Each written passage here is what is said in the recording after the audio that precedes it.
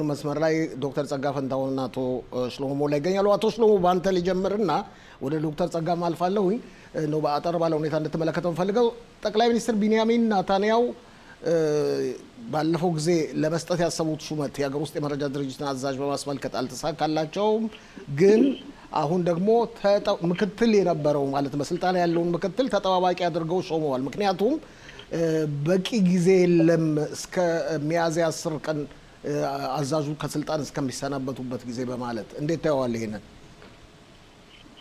ያውለ በመጀመሪያ ደረጃ አሁን ባለነበት የፍርድ ቤቱ ጉዳይ እስከ መጨረሻው እስከሚታይ ድረስ ጠቅላይ ሚኒስትሩ መሾም አይችሉም እሳቸው ተፈቀደላቸው እንዴት ነው ቃለ መጠይቅ ማድረግ ይችላሉ ቃለ መጠይቅ አድርገው ማን እንደመረጡ ይፋ ማድረጋሉ ግን ካቢኔው አመጣው የማጽደቅ ፈቃድ የላቸውም በፍርድ ቤቱ መሰረት ያው ጠቅላይ ሚኒስትር ፍርድ ቤቱን ማዘዣ ካልጣቱ ድረስ ማለት ነው ስለዚህ እስከዛ ድረስ ምን እንደሚሆን አናውቅም አሁን ጠቅላይ ሚኒስትሩ ፍርድ ቤቱ እንግዲህ የሚቀመጠው ሚያዝያ 8 ቀን ነው የሚቀጥለው ሳምንት ነው ስለዚህ ታግሰን መቆየት አለብን ምክንያቱም ዛሬ የተሾመው በጋዜጣ ላይ የተሾመው ተጠባባቂ ነው ዛሬ ቆይ እኔ ትላንትና የተሾመው ትላንትና ወደ ተሾመው የነበረው በበነገታው ሰረዙት ከዛ ደግሞ ትላንትና ማታ ሌላ ቱርጅማን የሚባል ሰው የነበረ እሱን ቆይ እሱ ሰውየውን መርጠዋን ተብሎ በጋዜጣ አሚስቴ ጋር አወጣ ሌሎች ጋዜጠኞች ልጻፉ ከተወሰነ ደቂቃ በኋላ ደግሞ ሰረዘው ሌላ ሶስተኛ መጥቶ ስለዚህ እኔ በዚህ ላይ ሐሳብ መስጠት የሚችለው እንዴት ነው መጀመሪያ ፍርድ ቤቱ ውሳኔ እስከሚወስን ድረስ ብዙ ወጣ ወረዶች ሊኖር ይችላሉ ሊሰረዝ ይችላል በመዚህ ምርጫ ላይ እጃቸውን የሚያስገቡ ሰዎች የግል ሰዎች የማህበራዊ ጉዳይ ጋዜጠኞች ብዙ ነው ነገሩ ስለዚህ እንቆይና መጨረሻ ማንኛው እንደሚመረጥ ነው እስካሁን ድረስ ይህ ሰውዬ ተመርጧን በየኔ ማደንቅበትም ወይም ቀወምበት መንገድ ያለ መስዋዕት አይታየኝም ዶክተር ጸጋ በርግጥ ፍርድ ቤቱ መጨረሻ ውሳኔ ባይሰጥም ፍርድ ቤቱ ዳኛዋ ምንድነው ያሉት ጠቅላይ ሚኒስትሩ እጩ ተወዳዳሪዎችን ቃለ መጠየቅ እንደሚባለው ኢንተርቪው መጠየቅ ይችላሉ ያ ማለት መጠየቅ ይችላሉ ከተባለ ምን ያክል አንገብጋቢ እንደሆነና ፍርድ ቤቱ የጠቅላይ ሚኒስትሩን የመንግስትን ውሳኔ ይቀበላሉ የሚል እምነት አለኝ ለምን ያልኩንዱ ከመጀመሪያው ያ ባይሆን ኖሮ መጠየቅም አይችልም ይሉ ነበር ውሳኔ አቅጣጫው አቶ ሽሎሞ ግን አይመስልም አቶ ሽሎሞ ነው ውሳኔ ላይ መድረስ የለባቸው ነው ኮሚለው ዶክተር ጸጋ አዎ ለዚህ ነው አቶ ሽሎሞ ያለውን እኔ ማልስማማበትና የኔ ግምቴ ደግሞ የኔ አመለካከቴ መሆን ያለበትኝ ምንድነው ብዬ ነው ማስበው እኔ ፍርድ ቤቱ ይሄንን ሁኔታ ጠቅላይ ሚኒስትሩ እጩ ተወዳዳሪዎችን ከወዲሁ መጠየቅ ይችላሉ ቃለ መጠይቅ አምጥተው ማነጋገር ይችላሉ ካለ ፍርድ ቤቱ የመጨረሻው ውጤት የሚሆነው ጠቅላይ ሚኒስትሩና መንግስት እንደሚሾመው ነው ሌላው ማጠራጥር ነገር አለ የመንግስቱን ሁኔታ ስንመለከት በተለይ የአገር ውስጥ መረጃ ድርጅቱን በተመለከተ የሚያጠያይቅ ጥያቄ አይደለም ቁልጭ ባለ መንገድ ህጉ በዝርዝር ያስቀመጠው መንግስት በጠቅላይ ሚኒስትሩ መሪነት መንግስት የአገር ውስጥ መረጃ ድርጅቱን የስልጣን ዘመናቸው ማቋረጥና መቀየር ይችላል ነው ስለዚህ ይሄ በተግባር ይውላል ፍርድ ቤቱን በዚህ ጉዳይ ይከራከራል የሚል እምነት የለኝም ለምን የለየለት ነው የሚያጠራጥር ነገር የለም ትንሽ ቀዳዳም የለምና የሆነል ብዬ ገምታለሁ በሌላ በኩል የጸጥታ ጉዳይ ስለሆነ ዝም ብሎ መስተዋል አይቻልም ይሄንን ያለ ምንም ቦታ ማስቀመጥ አይቻልም ሮኔን ባር ባሁኑ ሰዓት ምንም እሳቸው ባይለቁም ያበቃለት ያከተመ ነው ከጠቅላይ ሚኒስትሩ ጋር ከሚኒስትሮች ጋር ከካቢኔ ጋር ጭራሽ ግንኙነት የላቸውም በካቢኔው በኩል ሙሉ በሙሉ ድምጽ ተሰጥተው እሳቸው እንዲወጡ ተወስኗል ስለዚህ ዝም ብሎ ቦታው ማስቀመጥ አይቻልም ያለ ሮኔን ባር ያለ እሳቸው ሌላ ሰው እሳቸው የሚተካ የለም ባለማችን ላይ እንኳን እሳቸው ስንት ትልልቅ ሰዎች ከዚህ ዓለም ሲለዩ ከስልጣን ሲወርዱ ተኪ ያላቸው ስለዚህ ሮኔን ባር ተኪ እንዳላቸው ማወቅ አለባቸው እሳቸው አይደሉም ያገሪቱ መሪም ቢሆኑ ማንኛውም ሰው ያን የሚተካ ስላለ መለወጣቸው የማይቀር ነው መቀየራቸው የማይቀር ነው በእኛ በኩል እሳቸው ከስልጣን ተሰናብተዋል ኦኬ በዚህ ካንቺ ጋር ቆያለሁ ከዛ ወደ አቶ ሽሎሞ መለሳለሁ እንግዲህ የክኔሴት ረፍት ልትወጡ ነው የተለያዩ እንቅስቃሴዎችን አድርጋችኋል በአሁኑ ስራችሁ የፋሲካ በዓል እየተቃረበ ነው አንቺ ደግሞ ትልቅ ስብሰባ ለመሳተፍ በነገው ዕለት ይመስለኛል ወደ አዘርባይጃን ትጓዣለሽ እስቲ አጠር ባለ ሁኔታ ተብራሪልና ወደ አቶ ሽሎሞ አልፋለሁ ጥሩ እንግዲህ ክነሴት 6 ወር ነበረ የዚህ የክረምቱ ወራት በጣም ውጥረት የሞላበት ብዙ ስራ የተሰራበት ነው ስንወጣ ለረፍት ስንወጣ በጀቱ ወጥቷል እንግዲህ በጀት ማለት መረጋጋት አለ በጀት ካለ መንግስት ይቀጥላል በ2026 ዓመተ ምህረት በቅዱ መሰረት ነው ምርጫ የሚካሄደው ከዛ በፊት ምርጫ አይካሄድም ሌላው ሁለተኛው ደግሞ ብዙ ህግጋቶችን ለምሳሌ መከላከያ ኃይሉ የጦር ኃይሎች ኤታማዦር ሹም ተሰናብተዋል ማአማን የምንለው የመረጃ ክፍሉ ኃላፊንም ተሰናብተዋል ሮኔን ባርም ተሰናብተዋል እንግዲህ ተስፋ የማደርገው ደግሞ በቅርቡ የመንግስት የህግ አማካሪዋን እንቀይራቸዋለን በአጠቃላይ በጥሩ ውጤት ነው ይሄ መንግስት ስራውን የጨረሰ የረፍት ጊዜያችን አሁን ምን ጀምረው ዛሬ ድምጽ እንሰጣለን አንድ ድምጽ መስጠት አለ ከዛ በኋላ እንወጣለን ቢያንስ ወደ 3 ሳምንት ያክል አንተ እንደገለጽከው እኔ ነገ መሄደው ወደ ኡዝቤኪስታን ነው ኡዝቤኪስታን የምትባል ሀገር ሄዳለሁ የመሄድበት ዋናው ምክንያት በክነሴት የእስራኤልን ፓርላማ በመወከል በዓለም አቀፍ ደረጃ የዓለም ሀገራት 195 ሀገራት የፓርላማ ተወካዮቻቸውን ይልካሉ ትልቅ ጉባኤ ይካሄዳል ውይይት የሚካሄደው በየ6 ወሩ ነው ባለፈው 6 ወር እስራኤልን ከማህበሩ ለማውጣት በጄኔቭ ውይይት ነበረ አሸንፈናቸዋል አልተሳካላቸውም አሁን አጠቃላይ ውይይት አለ እኔ የዚህ ኮሚቴ እስራኤልን የሚወክል አባልና ቋሚ አባል ስለሆንኩኝ ወጣለሁ ነገ በጧት ነው የምንወጣው እንግዲህ 6 ቀናት ያክል ዛነን ስራው ከባድ ነው ብዙዎቹ አሰፍስፈው ይጠብቋሉ እኛንን ከማህበሩ ለማውጣት ሌላው ደግሞ ከእስራኤል ጎን የፍልስጤም ሀገር ይቋቋም የሚለው አለ ሌሎች ደግሞ ዲሞክራሲ የሆኑ ምዕራባውያን ሀገራት 12 ሀገራት ደግሞ በማንኛውም በኩል ከኛ ጎን ናቸው የአፍሪካ ሀገራት መላው ዓለም ተወካዮችን ይልካል እና በዚህ ለመሳተፍ ነው የሚሄደው በጣም ረፍት አይደለም ፋሲል በጣም ብዙ ስራ ያለበት ነው እንግዲህ መልካም ውጤት ይዘን መጣለን የሚል እምነት አለኝ ፋሲል መለሳለው ዳንቺ አቶ ሽሎሞ በዚህ 6 ወር ነበር የሥራ ዘመን ብላለች ዶክተር ጸጋ ፈንታውን የጥምሩን መንግስትንና የተቀናቃኝ ፓርቲዎችን እንቅስቃሴ እንዴት አየኸው አጠር ባለ ሁኔታ እኔ በግል ደረጃ ዶክተር ጸጋ ካደረገቻቸው እንቅስቃሴዎች የኛ ማህበረሰብ በተመለከተ ለምሳሌ በወንጀል የተከፈተባቸውን ሰዎች ያ ማስተር ፋይል እንዲዘጋ ከዛም ደግሞ የጤና ጉዳይን በተመለከተ በጤና ሚኒስቴር አማካኝነት በተለይ ካንሰር በሽታ ለሚያጠቃቸው ሰዎች ገንዘብ በጀት እንዲመደብ ማድረጓ ከዛም ደግሞ ለተጠለፉት ቤተሰቦች ለተለቀቁት ቤተሰቦች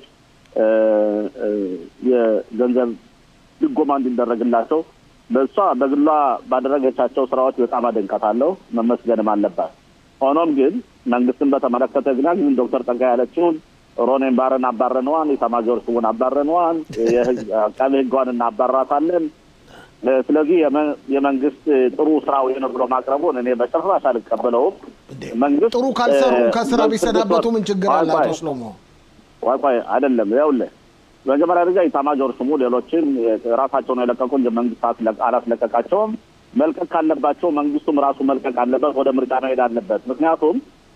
በ7 ቀን 10ኛ ወር የወደቀው ውድቀት የባለሙያዎች ሳይሆን የፖሊሲ ሜከሮች ወይም ውሳኔ ወሳኞች እነሱ ሁሉም ኃላፊነት አለባቸው ሚኒስተሮች ሁሉ ጠቅላይ ሚኒስተሩ እነሱ ሁላቸው መልቀቅ አለባቸው እና እውነቱን እንናገር ከተባለ ማለት ነው ስለዚህ ሌላው ግን አሁን ይሄ መንግስት ያጸደቀው ህግ ለምሳሌ ኡልትራ ኦርቶዶክስ በጣም አክራሪ የሃይማኖት አክራሪዎች ውትድርና ይሄዱ ምስታውን ድረስ ገና አልጸደቀም እኮ ገና እኮ አልጸደቀም አቶ ሽሎሞ አይደለም ውትድርና እንዲሄዱ እየተደረገ ሳይሆን ገንዘብ እነሱ ውትድርና እንዳይሄዱ ባጀቱን እንዲያጸድቁ ገንዘብ ይሰጣቸዋል ለሄ ራሱ ጉቦ ማለት ነው ሙስና ነው ግን ያው በህግ የጸደቀ ስለሆነ አስቸጋሪ ነው ስለዚህ ሚሩም የሚያደርጉ ሰዎች ተጠባባቂ ወታደሮች ዛሬ ህዝብ ወንድሞች ያጎት ልጆች አሉን 150 ቀን 130 ቀን 140 ቀን እያደረጉ አሁን ደግሞ ባዛ ላይ በሚደረገው ዘመቻ እንደገና እየተመረሱ ደግሞ እየተጠሩ ኑ ደግሞ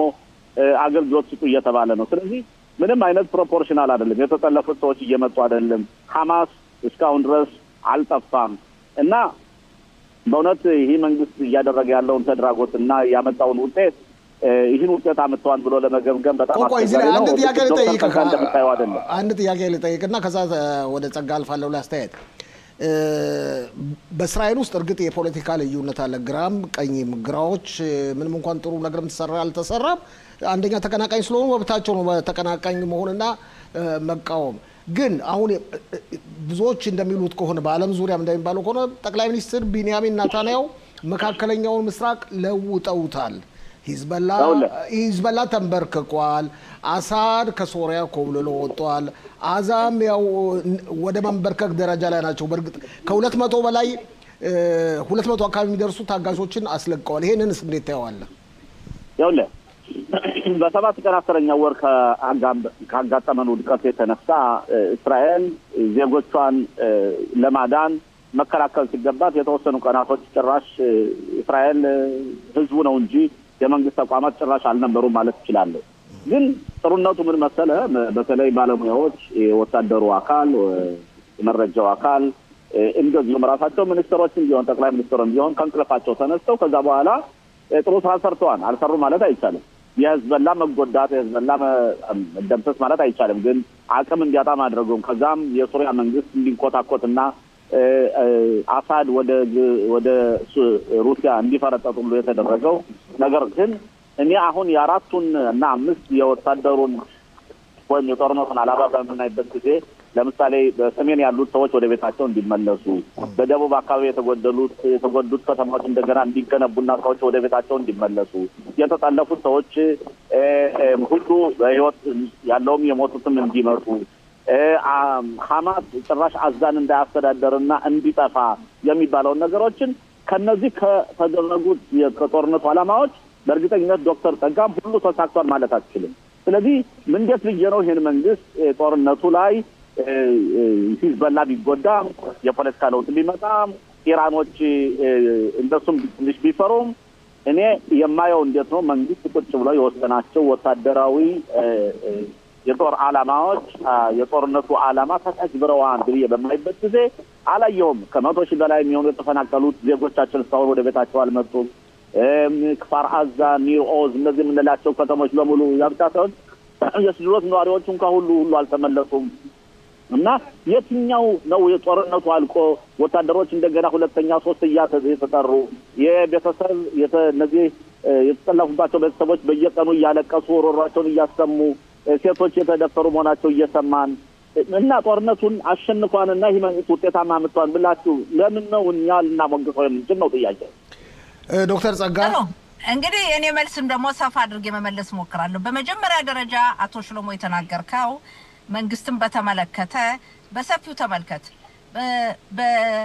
በ2023 ዓመተ ምህረት ኦክቶበር 7 ቀን ለደረሰው እልቂት ተጠያቂ በመጀመሪያ ደረጃ በአንደኝነት ደረጃ የባለሙያ ሰዎች ነው። ባለሙያ ስንል የመከላከያ ኃይሉ የመረጃ ክፍሉ ነው። የሀገር ውስጥ መረጃ ድርጅት መሪው ሮኔን ባር፣ የጦር ኃይሎች ኤታማዦር ሹም እንዲሁም ደግሞ ኸሊቫ የአማን የመከላከያ መረጃ ክፍል እነሱ መረጃ ማምጣት አለባቸው። ባለሙያዎች መረጃ ባለማምጣታቸው ነው ውድቀት የታየው። ጠቅላይ ሚኒስትሩን እንኳን ደውለው በዛን ጊዜ አልተናገሩም። ያ ነገር መሆኑን እያተነገራቸው ሴቶች አካባቢውን ድንበሩን የሚጠብቁ በሩቅ በማጉያ መነጽር የሚመለከቱ ወታደር ሴቶች እያስጠነቀቁ ንቀዋቸዋል። ስለዚህ በአንደኝነት ደረጃ ተጠያቂነት አላቸው። ሌላው አቶ ሽሎሞ እንግዲህ አንተ የክነሴት አባል ነበርክ፣ ምክትል የፓርላማችን ሊቀመንበር ነበርክ። የህዝብ ተመራጮች ጠቅላይ ሚኒስትሩና ሚኒስትሮች የሚመረጡትኝ በህዝብ ነው እንጂ በሙያ አይደለም። እነዚህ ሶስቱ ግሌሎቹ በሙያቸው ነው እዛ ቦታ የተቀመጡት። ፖለቲከኞችን ህዝቡ መርጧል፣ ህዝቡ ያወርዳል። በሚቀጥለው በ2026 ዓመተ ምህረት 4 ዓመት ይሞራና ይሄ ፓርላማችን ለምርጫ ይሄዳል። ያኔ የእስራኤል ህዝብ የሚፈልገውን ይመርጣል፣ የሚፈልገውን ያወርዳል። ያ ነው ያለውና በዲሞክራሲ ሂደት የሚሆን ነው። ሌላው መዘንጋት የሌለብን በዚህ ጦርነት ሙሉ በሙሉ መልካም ውጤት አግኝተናል፣ እንዲያው ሁሉ ተሳክቷል ማለት አንችልም። ነገር ግን ኢራን አቅዳ የነበረው በ7 አቅጣጫ እኛን ለማጥፋት ነበር። እስራኤልን ለማጥፋት በሐማስ በደቡብ ክፍል በጂሃድ የመን ሁቲም የመንና እስራኤል ምን አገናኝቷቸው ነው ሂዝቡላ በሰሜኑ ክፍል ይሁዳ ሰማሪያ በፍልስጤም በኩል በሰባት አቅጣጫ እስራኤልን ለማጥፋት አቅዳ ነበር ያ እንኳን ሊሳካ ቀርቶ በርግጥ ወታደሮቻችን ሞተውብናል ዜጎቻችን ብዙ አልቀውብናል ነገር ግን አሁን ስንመለከት ጠቅላይ ሚኒስትር ቢንያሚን ኔታንያሁ ፋሲል እንዳልከው መካከለኛው ምስራቅ ቀይረውታል ታቅዶ የነበር እስራኤል ትጠፋለች ነው አሁን ግን ያ ሁሉ ቀርቶ ተመልከቱ ምን ላይ ደረጃ እንዳለን ኢራን ራሱ አሁን በፍራቻ ላይ ያለችው እና ተለውጧል መካከለኛው ምስራቅ እንዴ ማን ነው ናስራላ ይሞታል ብሎ ጠብቆ የነበረ ማን ነው ኻኒ ይሞታል ብሎ የነበረ ማን ነው የሐማስ መሪዎች ይሞታል ብሎ ያስበው የነበረ ይሄ ሁሉ ባነሱት እስራኤል መልካም ውጤት አይሳይታለች ሙሉ በሙሉ ነው ውጤቱ ብትለኝ አይደለም ሚቀረን አለ ቤታቸው መመለስ አለባቸው የሰሜኑ ክፍል የተጠለፉ ወገኖቻችን በህይወት ያሉትን ተቀብለን አምጥተን መልሰን ማቋቋም አለብን የተገደሉትን ደግሞ አስከሬናቸውን ተቀብለን መቅበር አለብን ነገር ግን ይሄ ሁሉም ሆኖ ግን አሁን የምናየው ውጤት መልካም ውጤት ነው የመንግስትን ደግሞ መሰናክል የሆኑትን ሰዎች መንግስት ማሰናበት አለበት ያለዚያ ሽሎሞ የተመረጠ አካል እኮ ስራውን ማከናወን አይችልም እነዚህ መሰናክል የሚሆኑት እንደ መንግስት የህግ አማካሪዋ መንግስት ከተባለ ሴትየይቱ ፓርቲ አቋቁማ ተቀናቃኝ ብትሆን ይመረጣል ሌላው ከተጨማሪ ላቶ ሽሎሞም ለፋሲል ምገልጸው እስራኤል መካከለኛው ምስራቅ ቀየረችው በአሁኑ ሰዓት ተመልከቱ ሊባኖስ ሶሪያ የሶሪያው ፕሬዝዳንት አሳድ ፈርጥጦ የሄደው በማን ላይ ነው በእስራኤል አይደለም እንዴ ደቡብ ሊባኖስ የነበረው የህዝቡላ ሽብር ፈጣሪ ድርጅት በመዳከሙ ሊባኖሶች አሁን መሪ ሁሉ ቀይረው አልተጠናከሩም ያለው የመካከለኛው ምስራቅ እየተቀየረ ነው ሙሉ በሙሉ ተሳክቶልናል ብለው ማዋሸት ይሆናል ገና ነን ነገር ግን ሊያጠፉን የነበሩት ራሳቸውን እያጠፋናቸው ነው ይሄን መቀጠል አለብን መንግስት መቀየር ለምትፈልጉ ተቀናቃኞች አቶ ሽሎሞ በዚህ አጋጣሚ ቅር እንዳይልህ የምርጫው ጊዜ የሚካሄደው በቅዱ መሰረት ነው 2 አመት አለን በ2026 ዓመተ ምህረት ነው የቀድሞ ጠቅላይ ሚኒስትር የነበሩት ቤኔት በትላንትናው ዕለት አዲስ ፓርቲ አቋቁም ያለው አሉ ግን የፓርቲያቸው ስም ምንድነው ያሉትኝ 2026 ለምን ምርጫው እንደማይቀድም ያውቃሉ ምርጫችን የሚካሄደው በቅዱ መሰረት በ2026 ዓመተ ምህረት ነው 68 መቀመጫ ይዘናቶ ሽሎሞ መንግስት ይወድቃል ብለ ታስባለህ ያው መቼም ተቀናቃኝ በመሆናችሁ ማለማችሁ ጥሩ ነው ማሰባችሁ ጥሩ ነው ለሚቀጥለው ምርጫ ግን ተዘጋጁ ለሚቀጥለውም አይመስለኝም ሚሳካላችሁ አቶ ሽሎሞ አንድ ደቂቃ አለህ ያው መልስ ሰጥና እንዳጠቃላለን ያው ለኛውን መንግስት ራሱ ወይ ጠቅላይ ሚኒስትሩ ቢንያሚን ኔታንያሁ ከካታር በጆንያ እየሞሉ ገንዘብ እየሰጡ ሐማስ እንዲደራጅ ሐማስ ራሱን እንዲያደራጅ የመሬት ዋሻዎችን ሁሉ እንዲፈጥሩ ይሄ ነገር እየተሰራ ነው ሐማስ እና ጠቅላይ ሚኒስትሩ የገንዘብ ሚኒስትር ሐማስ ሀብት ነው ለኛ ፖለቲካ እና ሐማስ መጥፋት የለበትም ይያሉ ሲያካብቱ ከቆዩ በኋላ እነዚህ ነገሮች እንዲሰሩ ካደረጉ በኋላ ባለሙያዎች ውድቀት ነው ማለት አይቻልም ምክንያቱም የ17 አመት ውስጥ ሐማስን እንዲዳብርና እንዲጠናከር ያደረገው ማን ነው ያልታሰበው ዶክተር ከጋ እኔ ዝም ያዳምጥሻለሁ እኔ ስላዳመጥ ተጋ 30 ሰከንድ በኋላ ሰጥሻለሁ ይሄን ዝጋው ጊዜያችን እያለቀ ስላዳመጥኩ ማለት ነውና ያን ሁሉ ባጀት ተቃታር ዮሲ ኮይን የሚባለውን የሞሳዱን ሊቀመንበር እየሰጡ እነ ሮኔን ባርን እያላኩ ባካቸውና ለሐማስ ካታርን ሙጥላን እያሉ ገንዘብ እንዲመጡ አድርገው ለምን ነው ገንዘቡ በጆንያ ሊገባ የቻለው በጆንያ ሊገባ የቻለው እኮ ሐማስ የቴሮሪስት ድርጅት ነው ብሎ የአሜሪካ መንግስት ስለፈረጀው በስዊፍት መላክ ስለማይቻል በአውሮፕላን ሆኖ ተጭኖ ይመጣል ከዛ ለአዛ ይገባል አዛ ከገባ በኋላ ለህዝቡ አይደለም ይሄደው ለህዝቡ የማህበራዊ ኑሮ የሥራ የትምህርት ጉዳይ አይደለም ያ ይሄደው የጦር መሳሪያ ለመግዛት ለመዘጋጀት እነዚህ ነገሮች ሁሉ ሲቀርቡ እንደውም ጠቅላይ ሚኒስትር ቢንያሚን ኔታንያሁ 2-3 ጊዜ ክነሰት ውስጥ ገብተው አዎ አዛ ያሉ ሽብርተኞች ያካባቢውን የጭቁቶች ሊጎዱ ይፈልጋሉ ግን መተናቸዋን አንበርከናቸዋን አቅም የላቸውም ይያሉ ሲቆዩ በኋላ በርግጥ በ7 ቀን በ7 ቀን 10ኛው ወር ለተደረገችው ለ24 ሰዓቷ ይውድቀት ጠቅላይ ሚኒስትር ቢንያሚን ኔታንያሁ ተጠያቂ ሊሆኑ አይችሉም። ይሄን አይደለም እኔ ያለው ኦኬ እኔ ያለው እስከ 7 ቀን ግን እስከ 6 ቀን 7ኛው 10ኛው ወር ለተደረገው ተድራጎትና የሐማስ እና የአዛ ጥንካሬ ግን ጠቅላይ ሚኒስትር ተጠያቂ ናቸው። ኦኬ ጸጋ 30 ሰከንድ። እሺ በመጀመሪያ ደረጃ አቶ ሽሎሞ መንግስት የተመረጠ መንግስት ጠቅላይ ሚኒስትሩም የካቢኔ ሚኒስትሮችም ውሳኔ የሚቀበሉት እነሱ ዝም ብለው አይደለም። የመረጃ ክፍሎች ባለሙያዎች የሀገር ውስጥ መረጃ ድርጅቱ የሻባክ የሞሳዱ ሊቀመንበር የአማን ሊቀመንበር የጦር ኃይሎች ኤታማዦር ሹም የሚያመጡትን መረጃ በመያዝ ነው። ስለዚህ እነሱ አሻንጉሊቶች ናቸው ማለት ነው። አሻንጉሊት ናቸው ማለት ነው። ይቅርታ አቶ ሽሎሞ እነዚህ አካላት ሐማስ ምንም ጦርነት አያነሳም። ሐማስ ገንዘብ ካገኙ በአሁኑ ሰዓት የሥራ ጥረት ስላለ ለሰራተኞቹ የሚከፍለው ስለሌለ ባዛ ያሉ አስተያየቱን ያመጡት እነሱ ናቸው። እንደውም የሚገርም በቤኔት ጊዜ